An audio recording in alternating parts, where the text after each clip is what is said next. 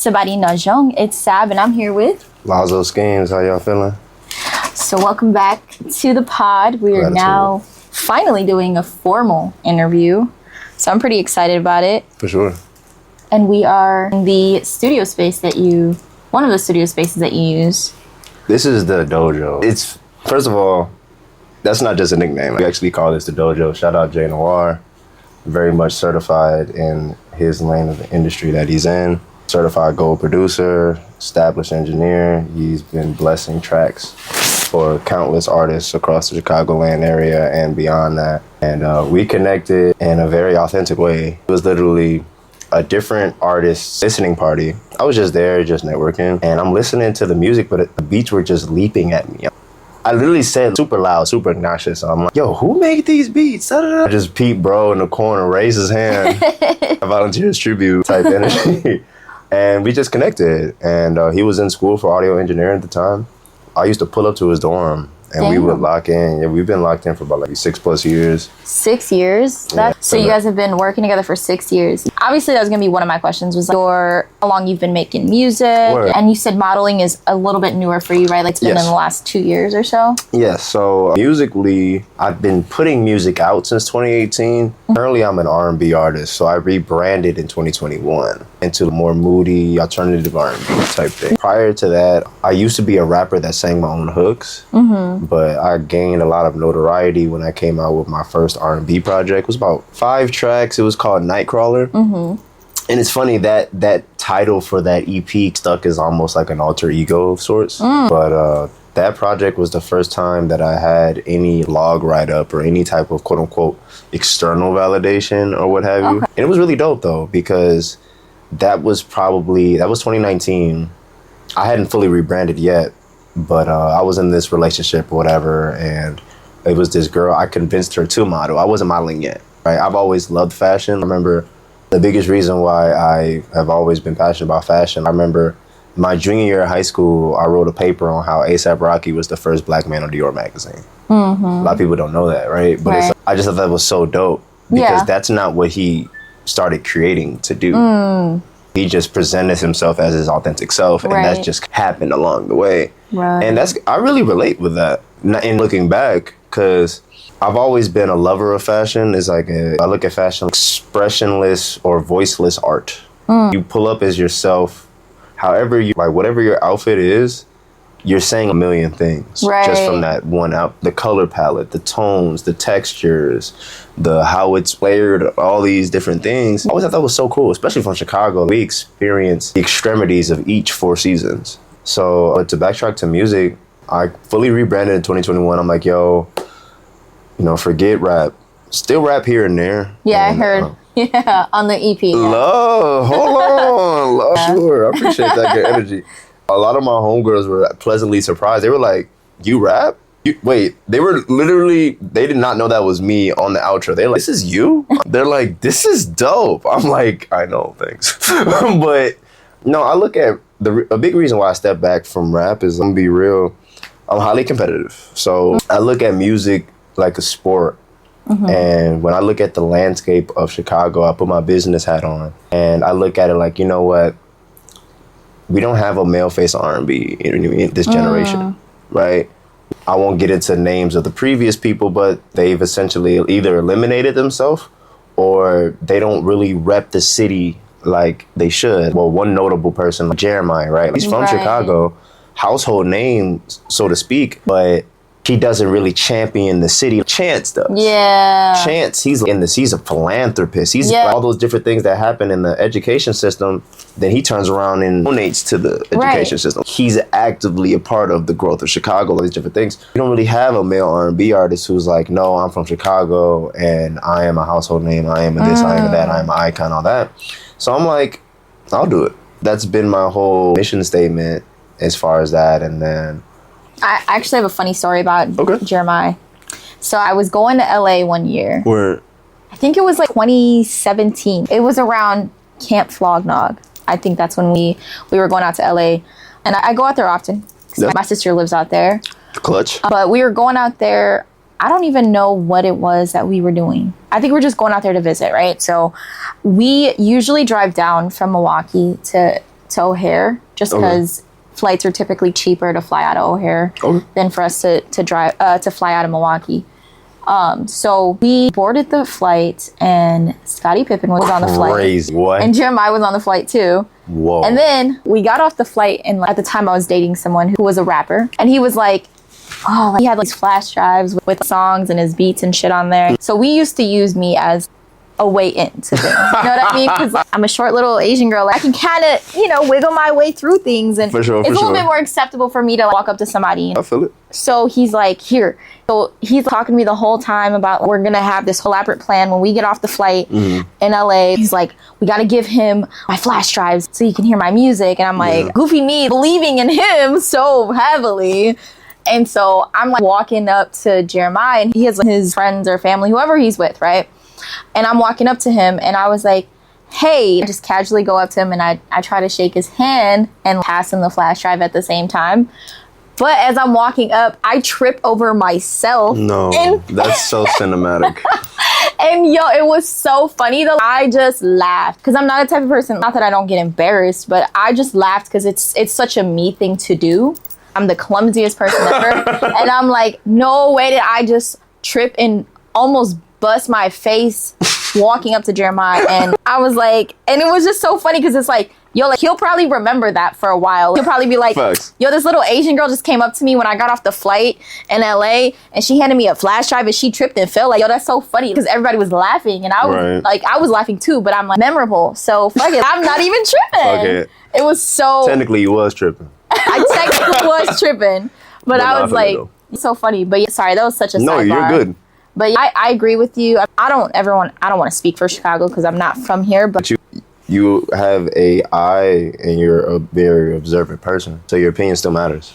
And I like that you talk about that because I feel like a lot of the time we don't always get like real essence of who the artist really is, because it's like you put a part of you in the music that you're making, but it's not necessarily, that doesn't paint the whole picture of who you are. And sometimes, even for myself personally, I've been through experiences with people in the industry, and I see that it can feel superficial, of course, real fast. You know what I mean? And transactional. Yeah, exactly. So that's why I'm very particular about who I work with now. Or that discernment. If I don't feel like you could even get on board with what I envision doing with my journalism, I don't even, like, it would just be a waste of my time. Like, I don't care about the clout. I don't care about all that shit. I could meet someone who has 150,000 followers and interview them on the spot, but what is that going to make? What difference does that make for me when the content that they're making has no resonation to what I'm making? It's not in alignment. Exactly. It doesn't. Yeah. I know that the message that I want to portray and the narrative I want to give to the world, it's something that's not very much talked about. Most people I don't blame people. I want the entertainment over the informational shit. Unfortunately, sometimes, yeah. So it can be a little complicated, but I love that you shared that passion, because that is similar to what I want to do in my city. It's a little difficult. You said you've been doing this for 6 years. What's your earliest experiences when it comes to music in general? What's your earliest memory of actually singing and knowing that that's something you want to pursue? So, great question. So, let's time travel a little bit. I'll give you two. So first, a lot of people don't know this. I've been making music my whole life, right? Mm-hmm. So I remember being a little kid, couldn't have been older than 10, probably like 8. Mm. And I would go on YouTube and I would look up like Kid Cudi instrumentals, Kanye instrumentals, just stuff that were familiar. And I would write songs to them and I would show my mom. And it was my way of show and tell a little bit. And honestly, from then till I left Chicago and came back. So the first time leaving Chicago around 2016-ish, from that period of time, from like 8 till then, it was really just my mom was one of the only people that knew that I made music. And besides a couple of high school classmates, I remember jotting down in my journal and just some music, songwriting, whatever. Right. Leaving the classroom, coming back, and the paper had a bunch of people commenting on it. It was hilarious, but it was so cool at the same time. The girl I was dating at the time, her homegirls, some of the bros in the class, they were like, yo, this is fire. They're writing it around. I was like, it was kind of cool. Fast forward till around 2016, 2017, I was in South Carolina because I used to play basketball. I was okay. Like, I'm not gonna sit here and be like, oh, I was the dopest, whatever. Like, it's cool. Yeah. Right? I love what basketball did for me, which was traveling. So I was in South Carolina playing rival basketball, and I had got this injury, very light injury, but it had me out for like about a week. During that week, that was like the first time where I had not touched a basketball for a full week. But at the same time, during that week, I felt so fulfilled only because that whole week I was songwriting. Oh, wow. Like, I had the time to, because I wasn't going to 2 practices a day. I wasn't doing all of these like other things.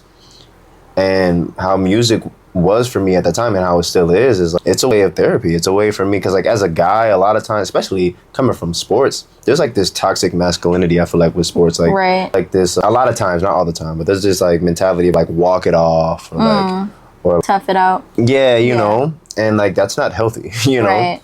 But what rang it home for me, what made me like kind of step away from basketball and just come home and pursue music, some of my classmates when I was in South Carolina, they convinced me to do this open mic. I wasn't going to do it. I was like, no, I'm not going to do it, da-da-da.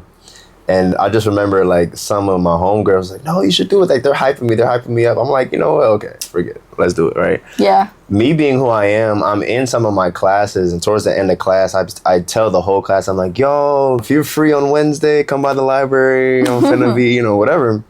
I'm thinking nothing of it. Yeah. Right? So it comes time for the open mic, and it's about like 2:50. 3 o'clock is when the open mic starts. Yeah. I'm looking in the library. I see like this little band. They're jamming out. Besides that band and a couple of librarians, are like maybe 3 people there. So I'm like, okay. Like I'm feeling kind of like, okay, cool. Like no pressure. Yeah. When it hit 2:59, a whole classroom comes in. Like one of my classes, the whole class is coming in. The whole class comes in. I'm like, shoot. This first song I ever performed is called Tears. It was basically just about like, you know, like that childhood story of like, you know, what I was going through during things like that. Like the dynamic me and my mom, like, you know, what I'm eventually grow up and do, like all these things, whatever, right? One of those kind of, because my music then isn't my music now. My music then was kind of like this kind of J. Cole, Chance, Kid Cudi type thing, right? Yeah, that was one of my questions too. Yeah. So yeah, so I perform it. Midway through the performance, no, towards the end of the performance, one of my classmates, well, one of my when the other classes comes in, the teacher, she's like, no, you gotta go again. We missed it. You gotta go again. In my mind, I'm like, is that an encore? Wait, what is happening? Okay, shoot. Okay, I'll do it again. Towards the end of that performance, my basketball team walks in. Mind you, my nickname for on the team was Chicago, because I was the only person from Chicago. Yeah. One of the most obnoxious dudes on the team, he walks in first, like, no, Chicago, no, you go again, we missed. I'm like, this encore is my first time performing? I'm like, okay. Crazy. My mind was like, literally, no pun intended, I had jumped through hoops for basketball my whole life. I went to 5 high schools in 4 years. I did AAU, everything, really put 110%, or what I thought was 110% at that time, into basketball. And the first time I take a half step into music, absolute love. I'm like, yeah, this is in alignment. Yeah. There's something here. Right. So I call my mom, like, Mom, I'm coming home. I'm done. Basketball, like I'm done or whatever, right?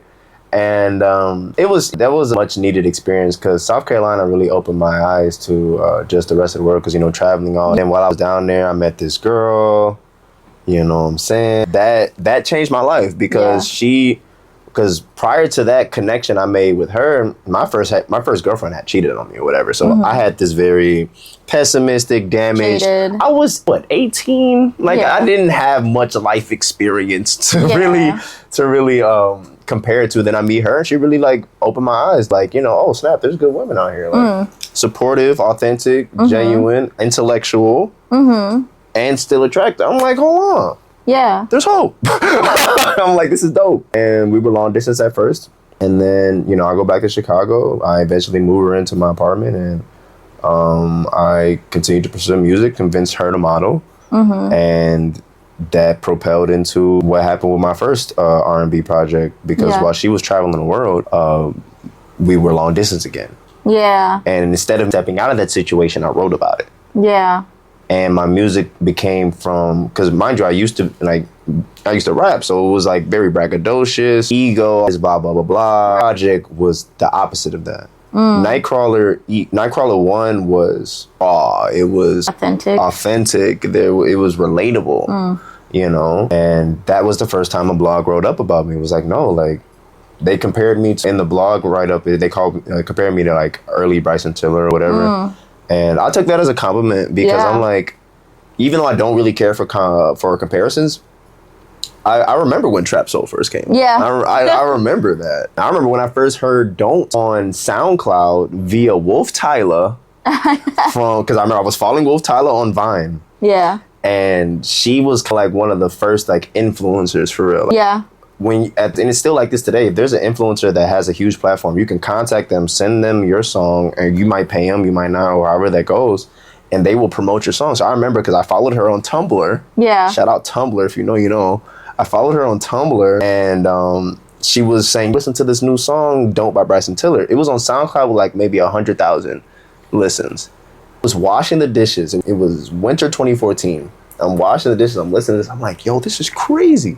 Yeah. You know, so when I got that comparison, I was like, wow, that's full circle. That's the best part about music, right? Is like it brings a memory, like just something that you may like not even think about on a daily basis. You listen to like an old song, because we were just listening to Bryson Tiller earlier. That's crazy. And we're like, yo, this song, like we're like, man, it's such a good fucking time. This is such a good song, and it takes you back to when you like first experienced it. And that used to be one of my questions, like when I used to do these impromptu interviews, one of my questions was like, if there was a song that you could listen to for the first time to fall in love with all over again, like what would that song be? It's obviously thought-provoking, but it's to kind of remind you, like, what's a fond memory for you? Or what's a song that just kind of speaks to you, even if it's just right now, something new. But, you know, it's just something to think about. If I did answer that question. Yeah. A song I could listen to again for the first time. Whoa. I'd say, honestly, Marvin's Room. Marvin's Room. Which Marvin's version, Room, though? Drake. It gotta be Drake. Marvin's Room, Drake. That changed my perspective of music. I'm gonna be real, because like prior to Marvin's Room, there wasn't a song like that went number one. That song went number one, and that song's not. And then what I love about that song is that, because I tell people all the time, like a big reason why Drake is so successful, you know, no matter what people feel about him, his music truly displays the full range of emotion of a human being.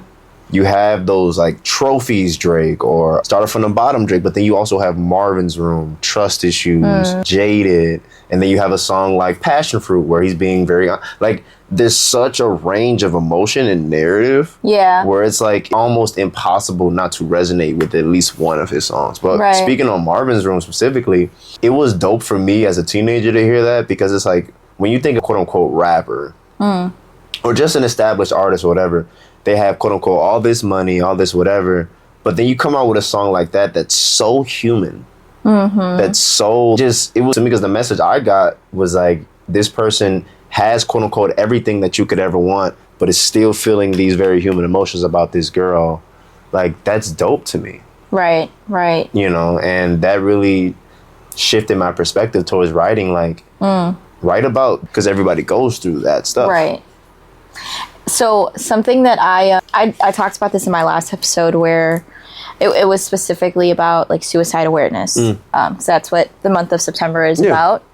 And like what shifted for me, that got me out of like those thoughts. I was in a really bad relationship. That relationship with that rapper, man, it was crazy. Like it was like one day where I was just like, damn, I might hurt myself and I might want to hurt him too. And like it was just a super dark place. So I created this like playlist, and I named it Mental Health. I listen to it occasionally, just to not to remind myself of those times or those moments, but just to kind of like, not bad way of reminding me of it, but just to be like, damn, you overcame something. It was so dark in your life. And specifically, like there was like SZA's Good Days was it changed my perspective on how I heard music. Yeah. Because, you know, everybody assumes somebody's talking about a lover or someone, like you're just talking about a lover in most of her songs.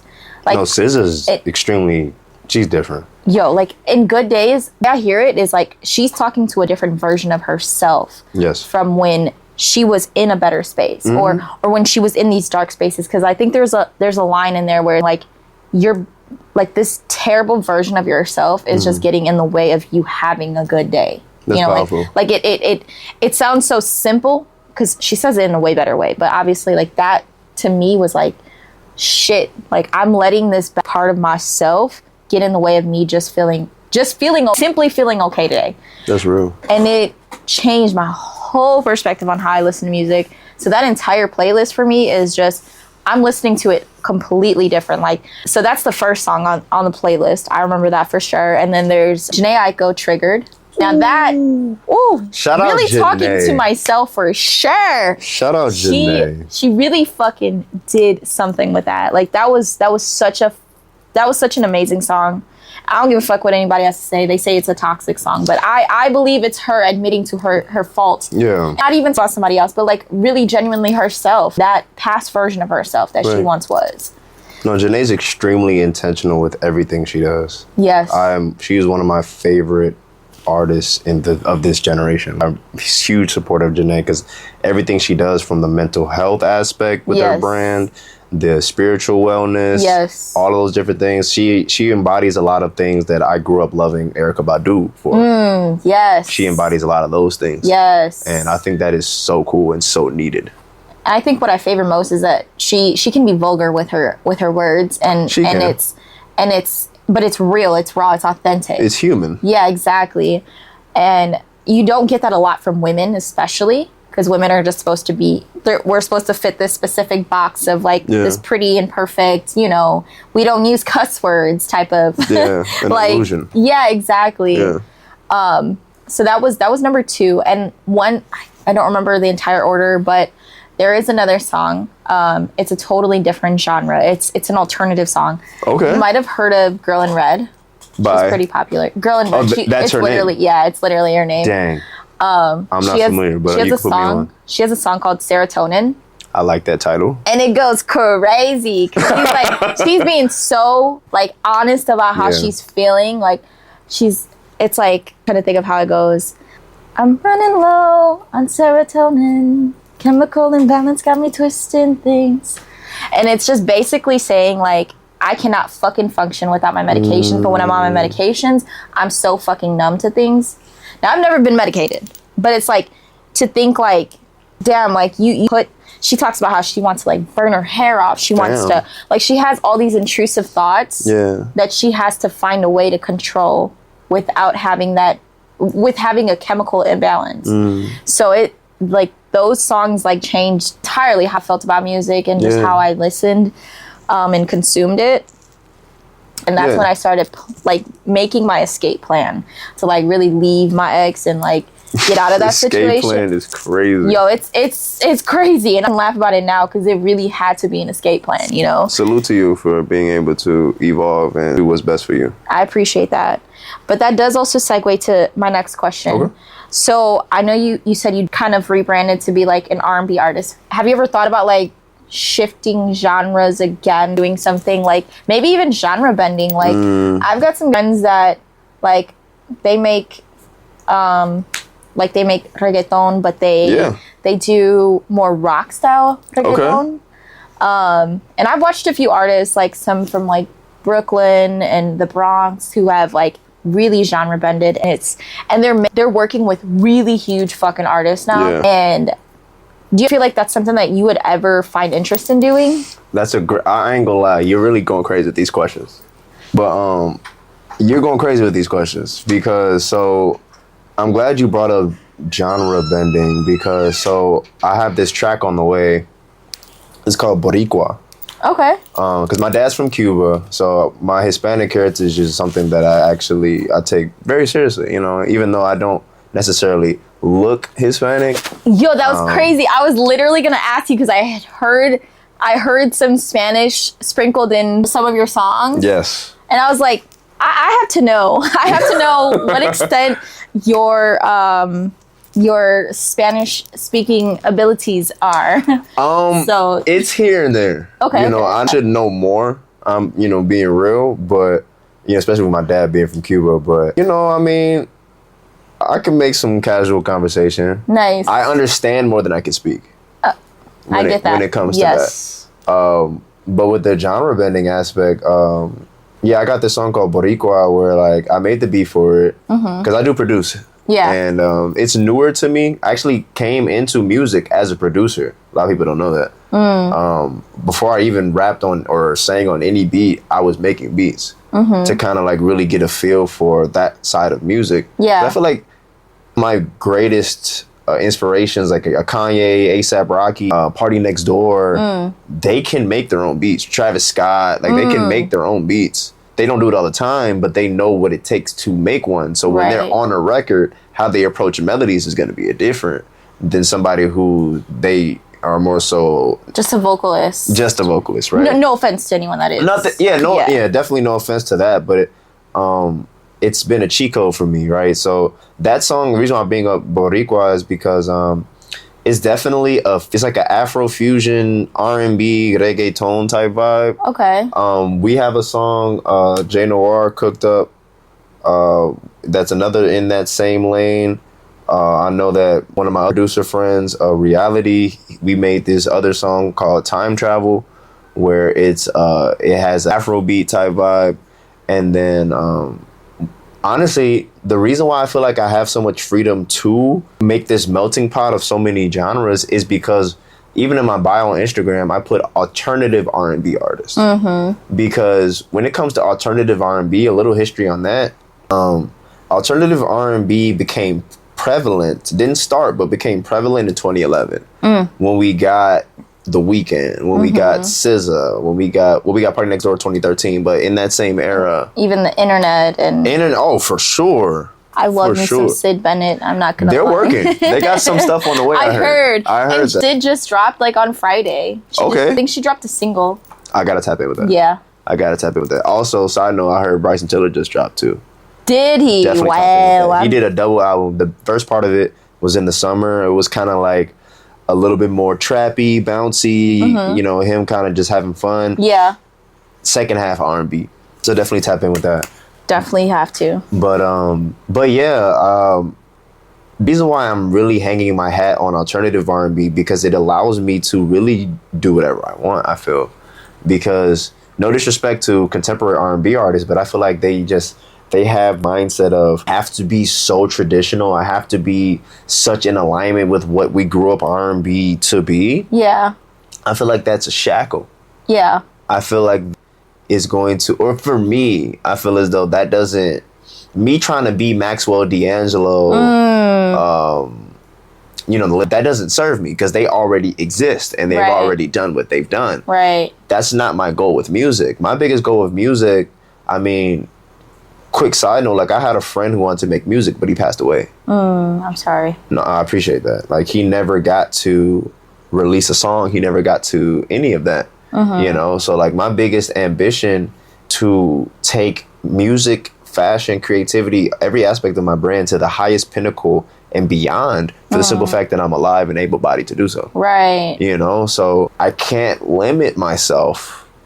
I can't put any self-imposed barriers on my creativity because what if me doing this alternative song with Willow takes me to a whole different demographic that takes me to the #1 charts? Or what if me putting out this R&B project but rapping on the outro gets me different listeners where their ears are a little bit different and they now see the vision, but if I never experiment it, that doesn't happen. Or if I never rebrand into R&B, like you gotta just try stuff. Yeah.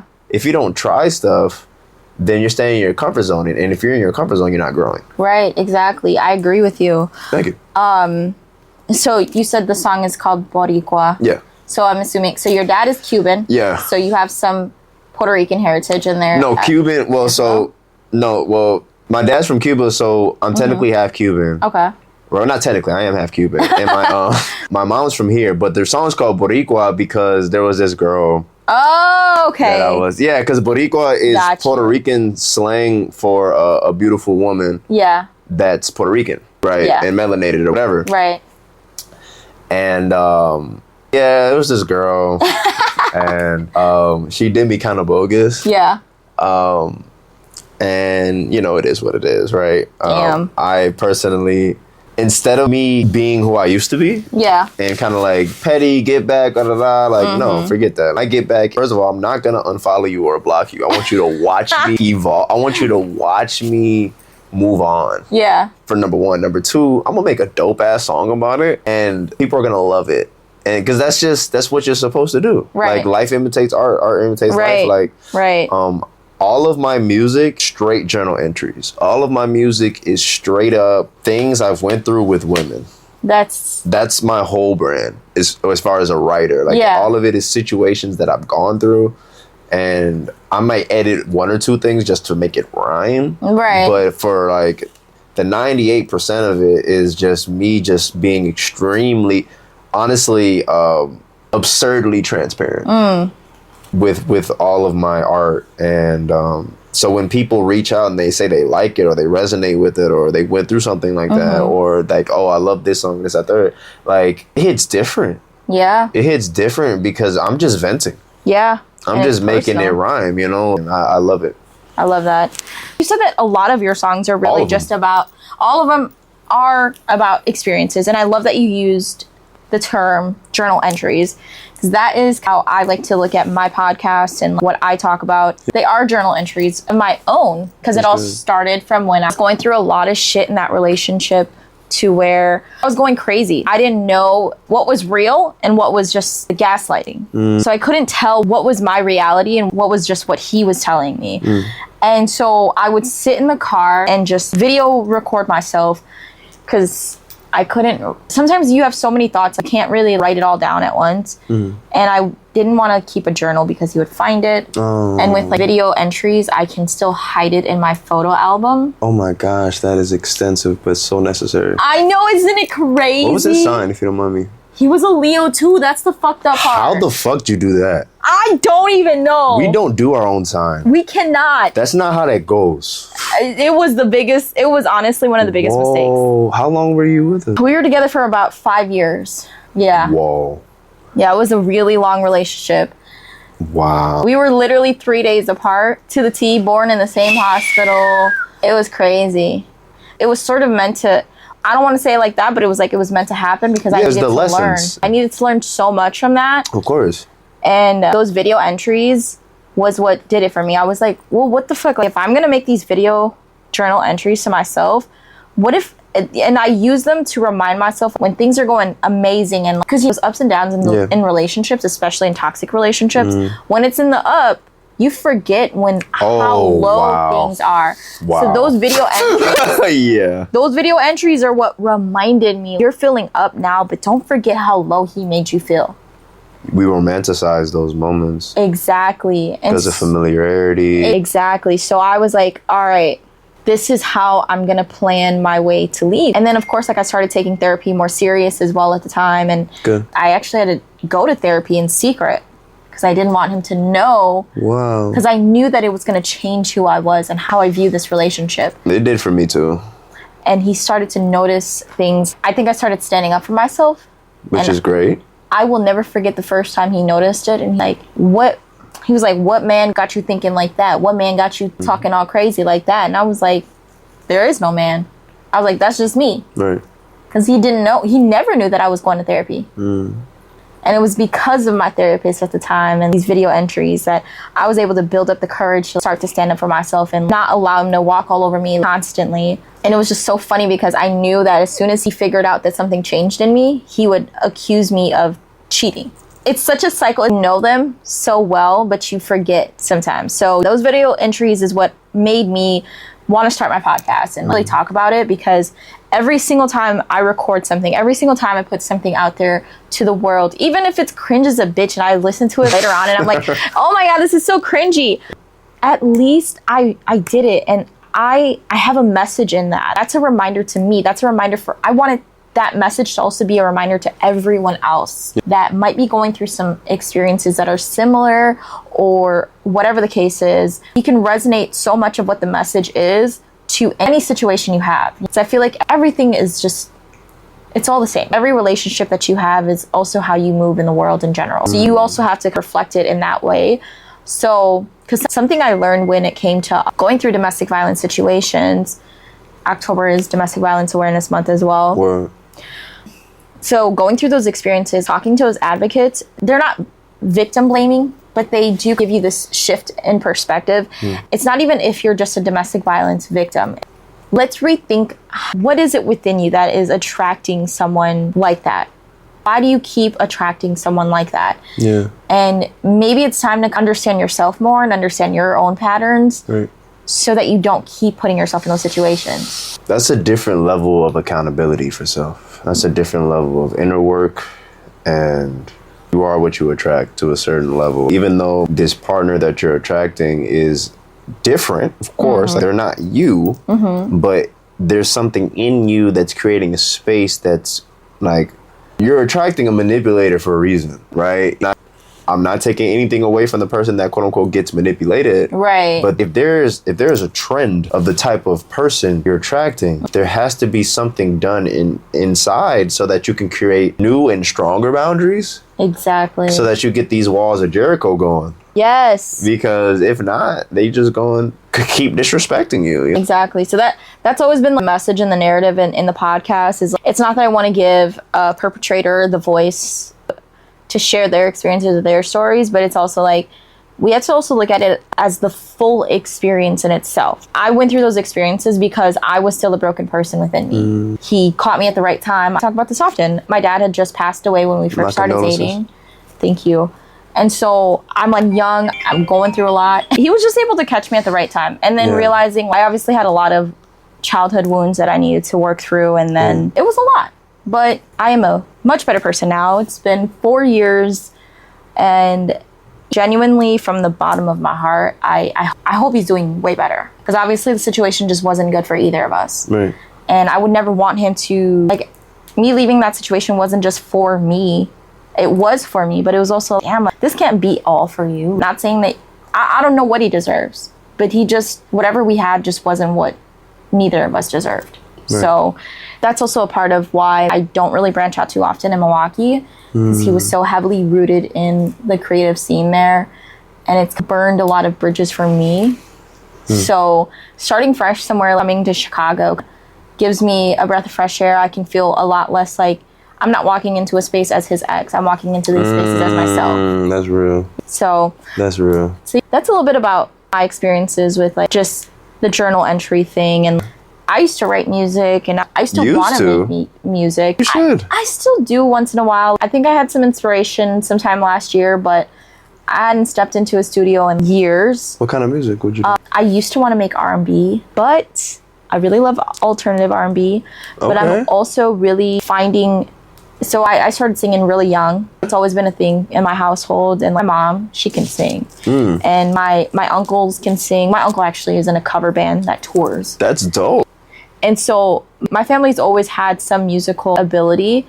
And so I wanted to pursue it from, I think when Chris Brown first came out, I was probably 10. And like, he was the reason I even started singing for real. And I was like, dang, I actually sound pretty good. And I was like, I started writing music, and then I actually went to high school of the arts in Milwaukee as a vocal major. That's super dope. So it was something I took so serious for a while. And then in high school, I really went through a lot of depression, and I started losing motivation to even want to continue anything. And so I stopped making music. And at some point, I thought about, after high school, moving out to LA with my sister and pursuing music again, or even just trying to figure out how to do it on my own even.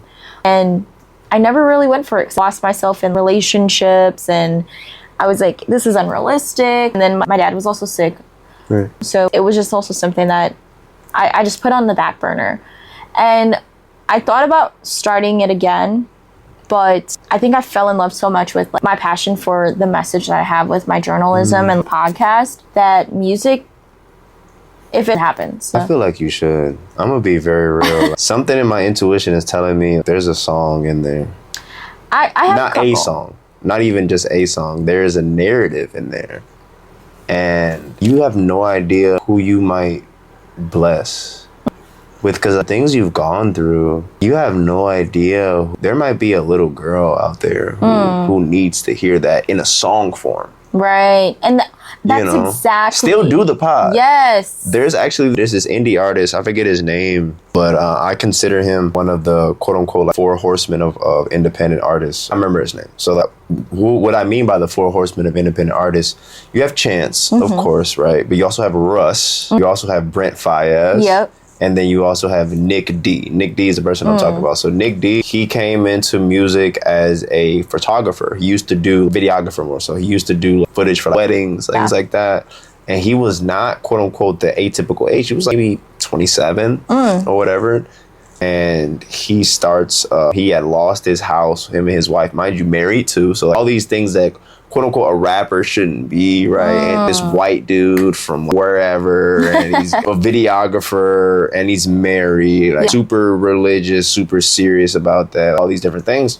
He starts putting out music, but the beauty of it, it was in the recent era, so it's in the content creation era. That's another thing. We're in a content creation era. Prior to the content creation era of music, you had the SoundCloud era, where it's like you can put out a song with just a cover art and you're good. You didn't have to have visuals. The reason why I got away with doing somewhat similar recently is because I actually have a visualizer on YouTube, and plus I also model, so I was really just sending out literally hundreds of DMs to all of my homegirls, like, yo, check this out or whatever, right? And I did an aesthetic rollout. We did the cover art, and then you got the collab post with me and the muse, and then you have the solo, and then after that, I'm very strategic with the rollout. But I say all that to say, what made Nick D prosper was that he already knew how to do visuals. He just needed to make good music, right? So he figures that out, and it just made sense. And it's crazy because like, on paper, a guy like that doesn't make music on paper. If he was in the 90s, that could never happen, whatever, right? But like, he just said, forget it, I'm going to do it. He moved back in. Him and his wife moved back into his mom's crib. Stacked up money. It was not the ideal situation. But one thing I've been praying for lately, I pray for discernment all the time. And the message I've been getting lately is don't wait for the perfect moment. Make this moment perfect. Right. Make this moment perfect. And I say all that to say, to go back to you, he has a podcast completely separate from what he does musically. And his podcast is a whole separate entity. Not same name. Still goes by Nick D in that space. But he has a podcast, but is also a touring artist. Damn. So this is not by coincidence I'm bringing this up to you. You should. You got my support. Well, thank you. I appreciate that. I feel like you should. I feel really dope. I appreciate that. And I was really venturing into all avenues recently because I worked corporate for like 10 years. And that goes. I was at a job for 5 years and I got laid off this year. I'm sorry to hear that.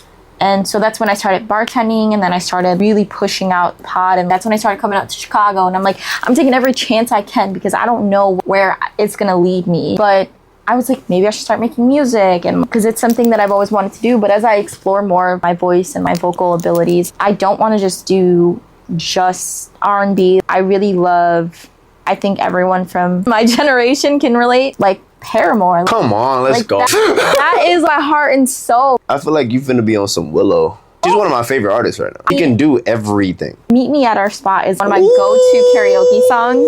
What you know about that? That is such a good fucking song. That's a great project. Yes, and lately I've been exploring more. I'm not saying I'm a really great singer and I can sing as great as Adele, but Adele is a really, just the way she projects her voice, those are the kind of songs that I've learned that work the best with me and my voice. And I think also I have to get used to my singing voice now because I haven't really taken music serious since I was in high school. And your voice changes a lot as you age. It does. And I had a hard time. I remember being so frustrated in high school. I would cry to my best friend about how I couldn't hit these notes anymore. And I used to be a higher soprano, and now I'm like, I'm transitioning down into like more of a soprano 2, or I think that's what it is. Or alto. I'm still not that low yet, but it was so hard for me to accept that I couldn't hit a super high note anymore. But now I'm like, I can sing better. I can sing other songs that just project my voice better, a lower pitch, and it works really well. So I've been exploring a lot with more alternative music. Personally, when I was growing up, I grew up around I grew up very diverse. A lot of my friends, even my family, and so we grew up with a lot of freestyle music, and I would want to fuck with that. So that was gonna be a secret of mine. Like if I was to drop music, I wanted to make freestyle music, but it's hard to find people that will make beats for me, freestyle beats for me. That's my type of shit. You know, that early 90s pop disco, but R&B mixed to it. That's unique as fuck. So that'd be really cool. That is the type of stuff I would really want to see resurface. Yeah. And it's not really my place to resurface that music, but it is a huge inspiration for me. And because it really came from, the roots of it came from the Bronx and Brooklyn. And it came from New York because a lot of Puerto Rican and Dominican people at the city of, in New York City, but they specifically had to kind of genre bend because R&B wasn't always entirely accepted. If it's something that wasn't super close to what was popularized in that era, like I think it was like a disco era, like Madonna era. Oh yeah. You know, they took a lot of the disco sound and meshed it with R&B to create this freestyle genre. And that's why I would never want to take it from them, because that would be my place. But it is something that has inspired me a lot in my life. It wouldn't be taking it though. It's just inspo. Yeah. You know, and just that fusion. I've never heard anyone articulate that. Like that's a really cool just concept to fuse those cultures together, those sonics together. Yeah. I feel like you're the person to do it. Like why not? I took a lot of time. Like when I do things, I sit there and I'll research things. Like I spent time this summer really researching where freestyle really came from and what true background of it is. And so yeah, it was some stuff that I really fell in love with, and that's something that I do plan to do. I have my hands in so many things right now. Right. And I'm very Leo of you. It is. I get it. No, and trust me, I get it. Let me just focus on a few things that I have going on right now. I want to really stick with the nonprofit world that I'm kind of venturing into. Right. And music it's always going to be something that I do just simply out of the fun and the love of it. Right. So I don't want to put too much pressure on, I need to force myself to make music. But I feel like if I started with anything, it would be a theme song for the podcast. There you go. I still don't have one, so I might as well start with that, right? Right. But yeah, so yeah, aside from all that about myself, so with you having your hands in a lot of things, how do you kind of manage that? Do you who do you have on your team that's keeping you in line and making sure you're getting the resources that you need and executing? So another phenomenal question, honestly. So as of recently, I'd have to say the main voice of reason on the team is my photographer. So Jasmine Seda, super dope. She's super dope. She recently got married to my boy, who he's one of the producers on the team as well. I love them. That's amazing. Yeah, I'm so happy for them. And she is crazy. I recently gave her my, so I had a creative director on the team. Still very much a great friend of mine. She's like a little sister. She's a Leo too. I actually credit a lot of the polishing of my brand to her. Nice. She took, because when I first met her, it was really just a black and white aesthetic and some moody pics. Yeah. And I didn't know what I was doing. I wasn't modeling yet. Yeah. She took the rawness and really, and it's crazy because when I first met her, I was only doing collabs with girls, a couple things here and there solo, but there wasn't a clear vision. There were no mood boards. There were no, all these different things. She really chiseled it and really fine tuned it aesthetically. And then by the time I met Jasmine, she added the business part. She's the part of the team where she's so structured. She's so what's the itinerary? Did you follow up with her? Did you this, da-da-da? All these different things. She wears so many hats on the team. And I confidently give her those roles because I know she's capable of executing at a high professional industry level. She's amazing. What is it? So when it comes to just making sure that even certain moments where, like, full transparency, because she's very much like a sister to me. Like, so, like, there was a moment in the summer where I was just honestly just too focused on women, and she checked me. Yeah. She was like, dude, what are we doing? You know? And I need that sometimes. Right. I need that sometimes. Sometimes I need that, yo, like, we're running a business, bro. Yeah. Let's roll. Let's go. Like, you got girls lined up for months. When are we filming? When are we doing the photo shoot? When are we do this? Like we have everything we need as a team. Like, I can confidently say, like, we have everything we need. The only thing that's not on the team right now is a manager. And at the moment, I don't feel like I need a manager yet. Because there's a rule of thumb where when it comes to being an independent artist, like, don't employ someone to do something that you don't know how to do. Ooh. That is a prime entrepreneurship, like, business acumen skill. Like, before I hired a videographer, I learned how to edit. I know what I'm commissioning him to do. There's no way you can finesse me. Like, right. I know exactly. Like, I remember with my previous videographer, we would do a filming. He'd send me the raw footage, and I would mark it up like it's a red piece of paper. What I mean by that, or like it's like red on a document. What I mean by that is, like, he'll send me the raw footage. I'd be like, okay, timestamp 002 to timestamp 0015. I need that cropped out. I need this transition here. Because I know how to do it myself. Right. But I want him to do it. Yeah. I'm leveraging time. Because while he's doing that, I'm at rehearsals. While I'm doing that, and that's I look at a team different. Because I can do it all myself. I'm not going to. I shouldn't have to. I'm going to check my ego and be like, no, employ and put people in certain positions that excel in that's one specific thing or multiple things, but they excel at that task, and trust them.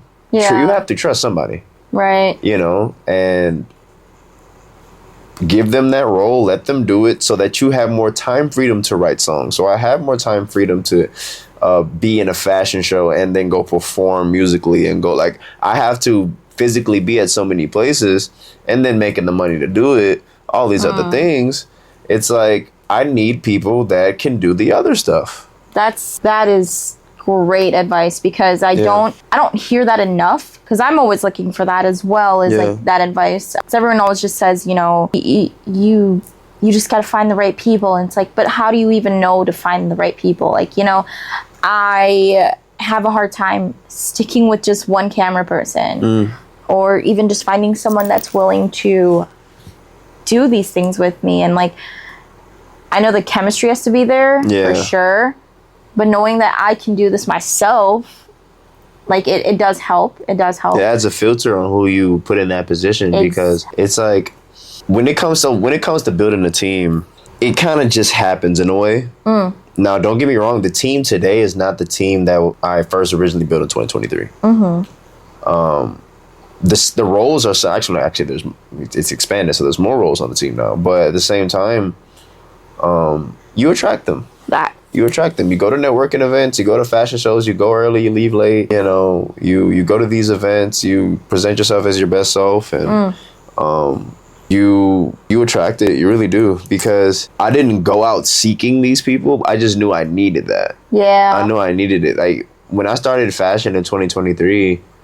I immediately built a team. I immediately was like, no, I know music.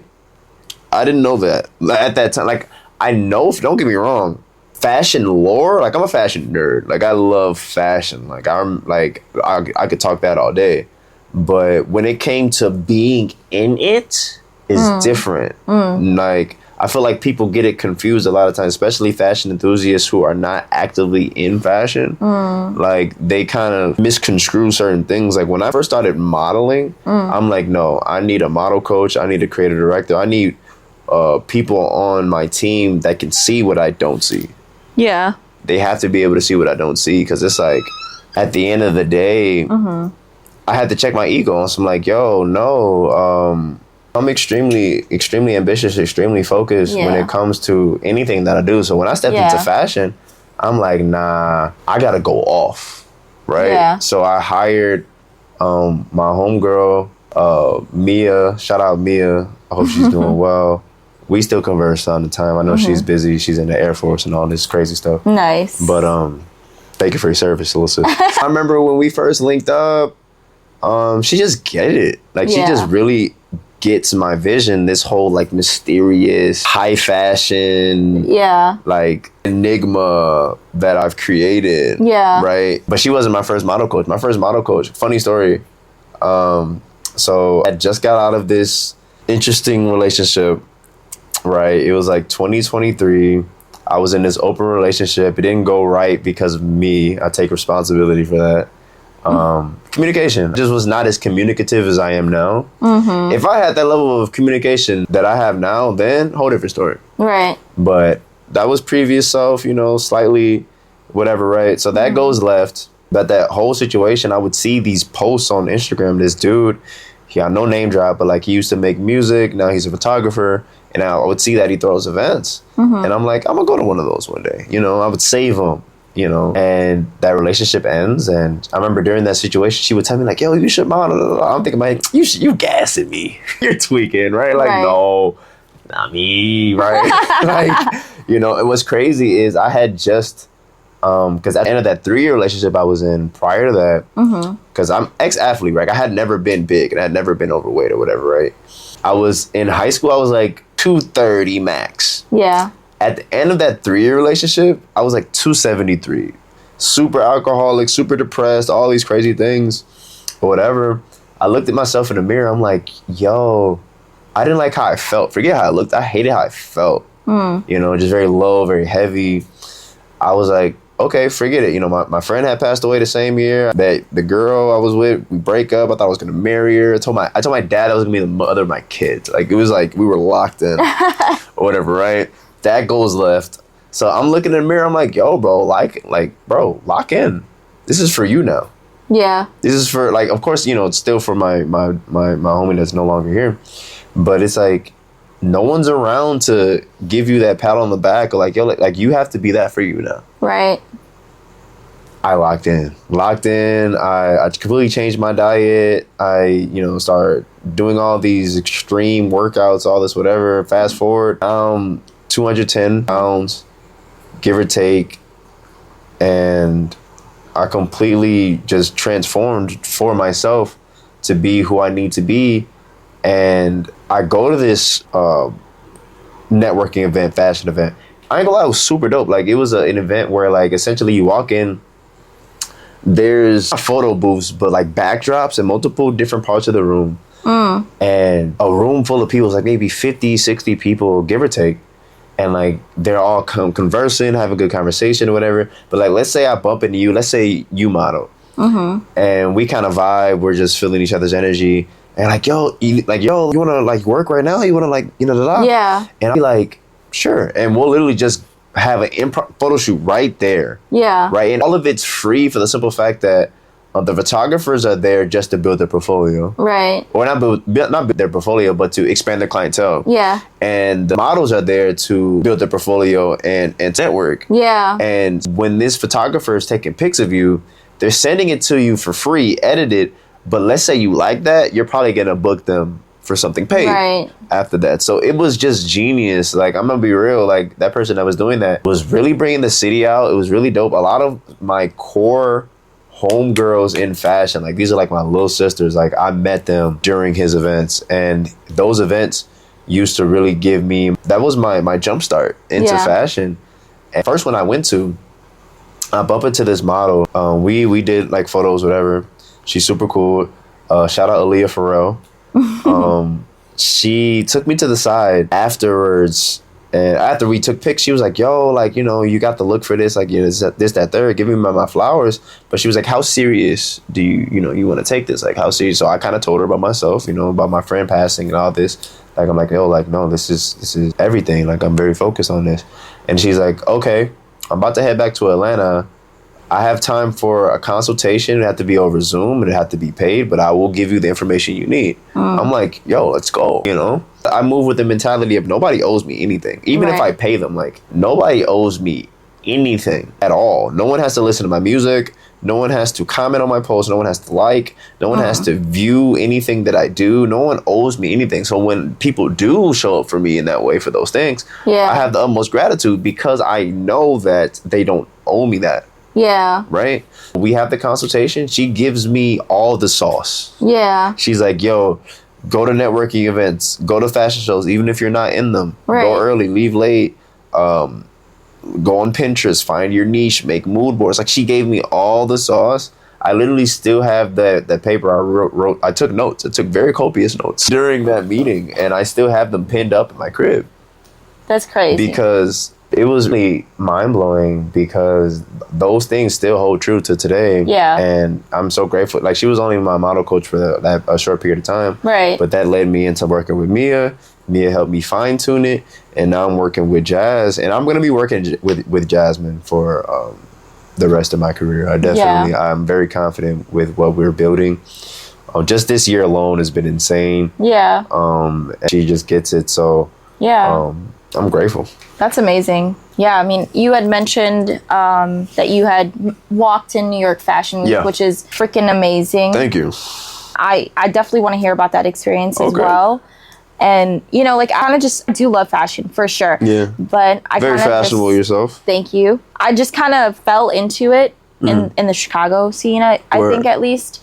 I met the right people, I guess, at a random event, and now they do content days all the freaking time. And, you know, that's the perfect place. Like, you know, the last content day that they had in August when we met. Yeah. Like, I enjoyed it, of course. Like, I enjoy content days, and I'm so grateful for them. Yeah. And I love that they always make space for me with, like, my pod. That is really cool, actually. I just think that it is great, but it's also a perfect space for someone who's actually pursuing modeling. Like, anything that I do as far as quote unquote modeling, it's just on print, and it's literally just because I have an idea. Like, I want to put these pieces together, and I want to tell a story in this shoot. But your work is dope, though. Like, don't say it's just print or anything like that. Like, I've seen your IG. You have a unique aesthetic, a unique look, and you appreciate it. You take your emotions and truly embody it in your poses and, like, everything. Like, you're dope. Like, don't take that away from yourself. I appreciate it, because I really do take a lot of time to, like, sit and think of the smallest things. Like, when it comes to, like, even the photo shoots I've done with the digital photo shoots that I've done with a recent photographer, that I'm creative director. Nice. I'm the one coming up with the ideas and the concepts, and I'm the one thinking of all the little things, like the props and the setting, and like I'm trying to tell a story within those photo shoots. Like, I don't want to just do a photo shoot just to say I did a photo shoot. Like, I actually want to tell a story. Yeah. Like, my laundromat photo shoot. That one was wavy. That one went crazy. But I was like, but, you know, understand the story is, like, you remember being a kid. We wake up early as hell on Saturday morning. Facts. My mom made me. She's like, we're gonna go to the corner store. You can get your snacks there. We're gonna go to the grocery store. You get your snacks there. We all live the same life. Yes, and we got the whole car packed up with laundry. Yeah, we're gonna be there all freaking day. She's not about to give us no extra quarters to go to the vending machine. For sure. And so your ass is, because we might just need that for the broke ass dryers that are there. Man. So we're gonna spend our whole day there, doing all our laundry, and you're gonna eat these snacks and all the food that I packed for you. And that was a story I wanted to tell with the laundromat thing. That's why I'm like, let's start with the corner store. Yeah. From the corner store to the laundromat. Like, that is the story that I envisioned as far as, like, that photo shoot. Yeah. And they look great. Obviously, like, those were fire as fuck. Like, he really did his thing with that. But then I feel like when I start to work with certain photographers, they start to lose the vision, because I get, like, you're literally just there to snap pictures because I've already done all the creative direction. Like, I already have all the vision in mind. So, like, I'm sorry that I take that away from someone, but I also give them somewhat of creative freedom to, like, however you want to edit. I'm usually pretty flexible about it. We discuss how we want to post it. Right. But then I start to see, like, there's certain things that I don't like. Like, I don't like when my face doesn't match the rest of my body. If you're modifying, you know, like, there's certain things that I don't like. But that all comes with, like, experience, you know? And not only do I care about, like, just, like, the small details. Like, I don't know, some people did, like, when I did my laundromat shoot, this isn't even a big deal. But, like, I had on the Rihanna Fenties, right? Okay. We had tagged we tagged her brand.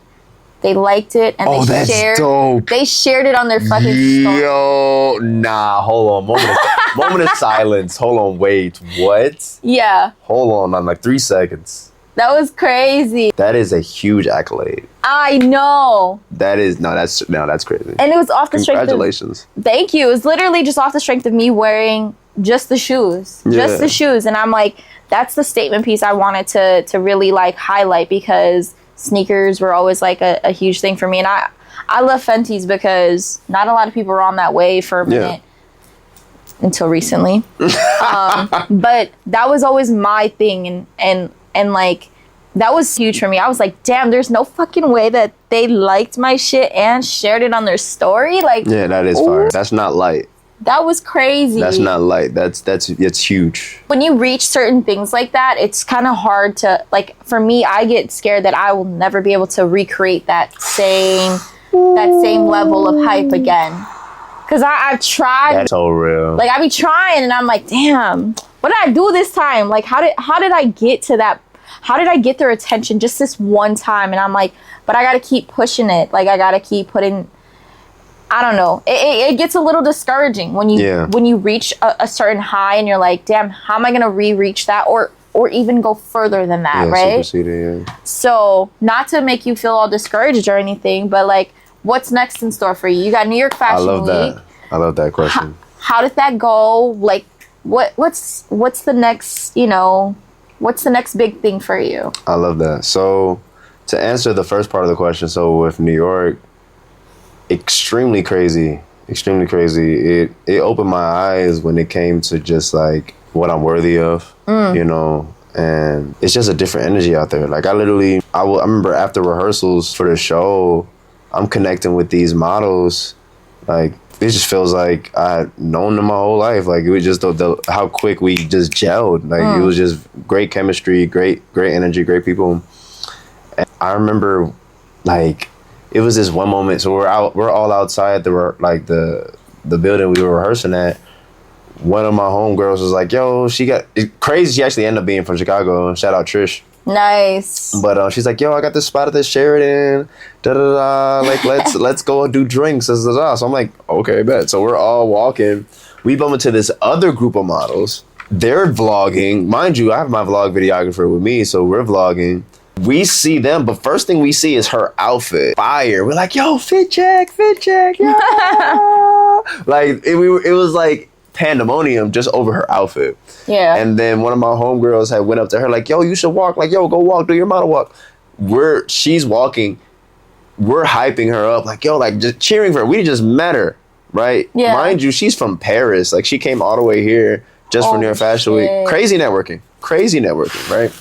So she's doing her thing, and then one of my homegirls bumps me like, "Yo, hey, you go next, you go." I'm like, okay. I walk. It's like 30 to 40 girls just cheering for just me walking in a straight line. Why? Like, this is not the show. This was just the streets of New York, Yeah. And I'm sitting here in my mind, I'm like, yo, these are some of the most authentic, genuine individuals I've ever met in my life. This was like, we've known each other for 30 minutes.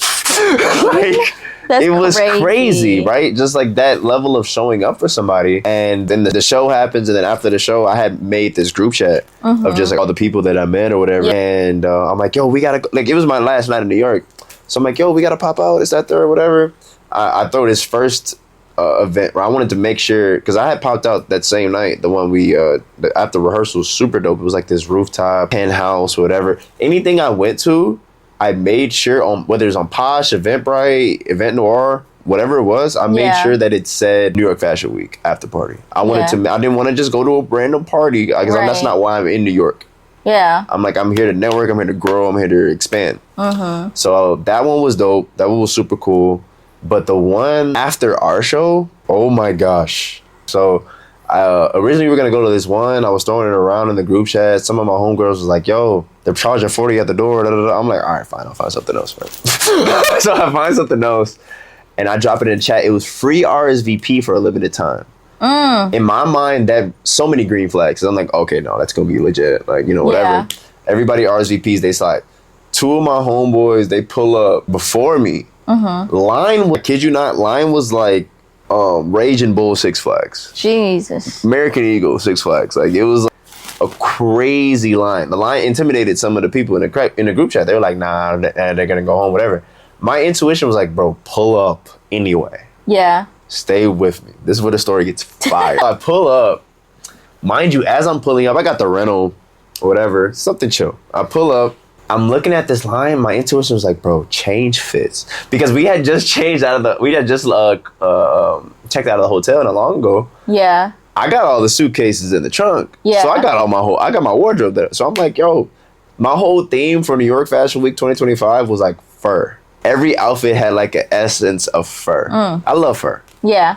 Some of my favorite pieces in my wardrobe, I upped a decent change for my fur. I love my minks, all of that, whatever. Because it's like a statement, you know? Like, it's kind of like a, what's up, you know? And, like it could be the simplest outfit, right? Like, you can go all black, but when you throw something that's like a furry black hat or some shit, it throws a little texture in there and it makes it a little bit more multi-dimensional. Like, it's the smallest things. I fuck with it. What I love the most about fur is, like, I kind of, this, like, conqueror energy. Because, like, I look back at, because I write creative stories, complete side note.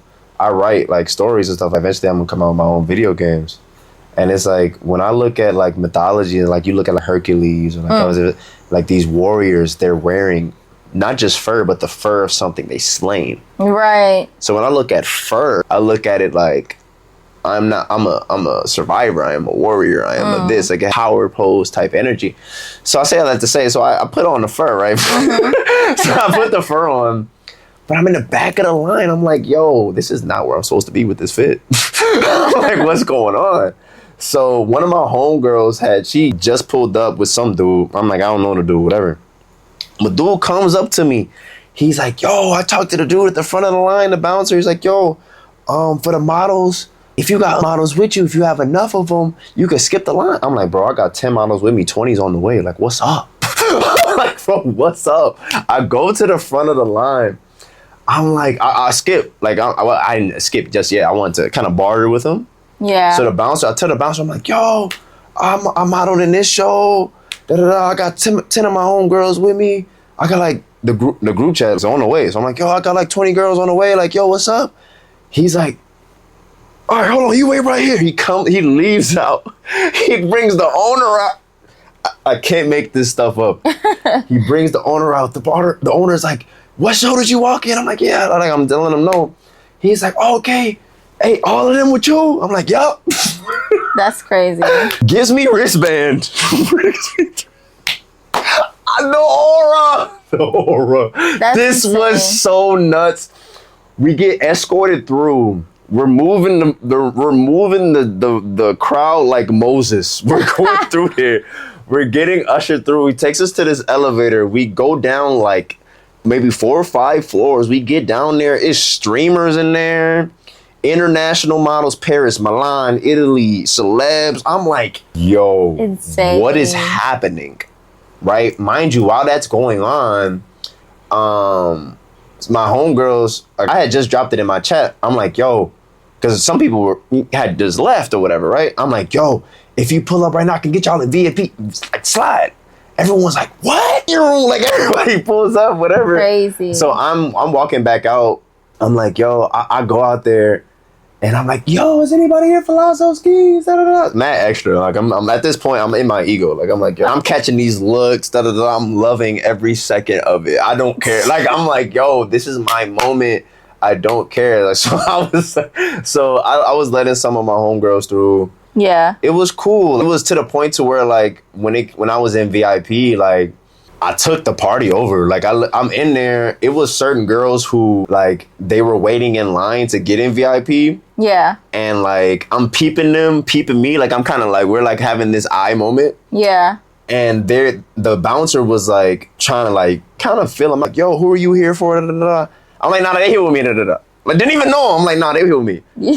So I was like, yo, what is that? Like, I just loved every energy of it.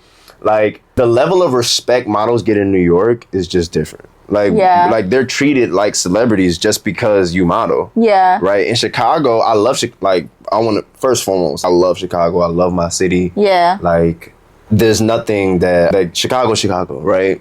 But it's when it comes to you have a craft, you gotta go where the work is. Yeah. Right? Like there's a lot of work in Chicago for modeling. But I'm extremely ambitious. Like my goals, you ask me what's next, like I'm gonna be real, getting my passport and stamping it up.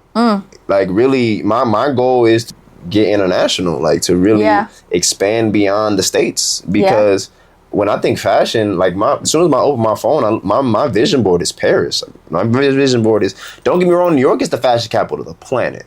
So I'm not looking at, the next step is to go overseas and forget New York. No, my whole goal is, how do I desire to go back to New York? Yeah. What do I desire to have on my belt when I go back? Facts. And when I go back to New York, I also plan to be performing musically as well. Yeah. You know what I'm saying? So like my whole theme right now is because I have all this momentum fashion wise. I feel like now it's like, yo, let's merge these worlds together. Cause like I make music. let's be clear. I sing R&B. Right. And now people are starting to kind of get it a little bit. Yeah. They're like, okay, hold on. He makes music too? Yes, check it out. It's fire. We work hard, you know? So my whole objective now, like as far as like what's next to answer that question, but put all the pieces together. Yeah. Like we have the foundation. Every person on the team excels at what they specifically do. We have everything we need. Now it's time to just execute at a higher level because now they're watching. Right. All the eyes are on us now. Right. You know, like my profile views are way higher like than I ever, like I'm like, yo, like, you know, there's certain people liking my story or certain people that's liking like posts where I'm like, wait, what the fuck? That's a blue check? Who was that? You know, I'm like, okay. But that doesn't intimidate me. This is compound interest. We've been working like over half a decade for this. It's time now. Right. Now it's like, okay, foot on neck, foot on pedal. Like, let's go. Yeah. You know what I'm saying? That's why I had to drop the EP as soon as I came back to Chicago. Yeah. Because they're going to digest it. Right. Because there's an audience to give to. Right, exactly. You know, so we've niched down. We know, like, now it's like momentum. It's a momentum battle now. Even when there's moments where momentum may slow a little bit. Yeah. Even in those moments, make sure you're stockpiling. Yep. Songs, visuals. Like, I have this song on the way. Shout out my homie Phoenix. I met her out in New York. She's from the Bronx. She's big BX. Like, she does not play about being from the Bronx at all. But I love that. She's a very kindred spirit. Yeah. Extremely phenomenal lyricist. Extremely phenomenal model. She's phenomenal at everything she does. We got a song on the way. Nice. I got a song with Mona Lisa on the way. Nice. I'm sure you're familiar with who that is. Love Mona. Mona's dope. And a couple other things that I can't speak on just yet, but collaboration. That's another thing. I've built up my solo profile and portfolio enough to where I'm comfortable collaborating with really anybody now, because all that's going to do is bring traction back to this monument of solo work that I've done. I'm gonna be pushing this EP for a while. We got visuals on the way. I'm in the process of casting some of the best models in Chicago. I can confidently say that. Nice. To be a part of these music videos and short form content. So nice. Applying pressure. So that's what's next. What would be like your ultimate collaboration? I'd say my ultimate collab. Wow. Pharrell. Wow, that's a beautiful answer. Pharrell, he's just goated at everything he does. Yeah, I was gonna say, in any capacity, you could collaborate with him on a fashion sense, on a musical sense, so many different ways. Yeah, no, Pharrell is different. That's a great answer. That's amazing, actually. Thank you. Well, I'm very happy to hear about all the amazing things that you've been doing, and gratitude. You've obviously been staying busy. You've given me some insight on what I need to do as well, and to really set the foundation for me and what I'm trying to do. And who knows, maybe I'll make some music sometime too, since you kind of inspired me to think about it. We're in a studio. This is a great place to do it. Shout out the dojo. J Noir, like I said, he went gold for making a beat with Bossman D-Lo. Oh, yeah. He's certified gold in the industry. He's an industry level producer. Amazing. Phenomenal engineer. He's worked with vocals and vocalists all across the city. So that's crazy. You would literally not in better hands than working here. That's amazing. So you know where to come. I know where to come, for sure. 1,000. Well, I really appreciate you, coming on the pod again and really having a a more personal conversation about yourself and just sharing yourself with the world, and just being you, and like I said, they only get a little glimpse of who you are with your music and your modeling. So I'm really happy to be the one to be able to help you tell your story as well. Thank you so much. I'm grateful for the time, the great energy, the support, because I didn't even there's certain aspects of the album or the EP that you already knew about. And it just communicates to me that you actually care about the art. You didn't have to do that, Yeah, I wouldn't never want to, I'm not going to fake support somebody, for sure. But I also like to go in with at least some knowledge. Yeah. But yeah, that's amazing. I really appreciate everything. It's always good talking with you. Always. And just remind everybody again where we can find you on social media. Okay, so on Instagram, it's my full stage name, so LazoSchemes. On YouTube, it's the same, but official at the end, so LazoSchemes official. TikTok is the same as my Instagram, LazoSchemes. You know what time it is, I recently came out with a vlog. TLSS is episode 7 is out now. Just came out with an EP, Whispers Before Dawn, on all streaming platforms. Check that out. Check that out. You know what I'm saying? And, shoot me a follow. If not, you'll see me on the TV or in a city near you. So. Thank you so much. All right, well, make sure y'all tune into Suffering of Silence wherever you get podcasts, and follow at Suffering of Silence Pod on TikTok and Instagram. I really appreciate everyone being subscribers. I'm going to talk to you guys real soon. Gratitude.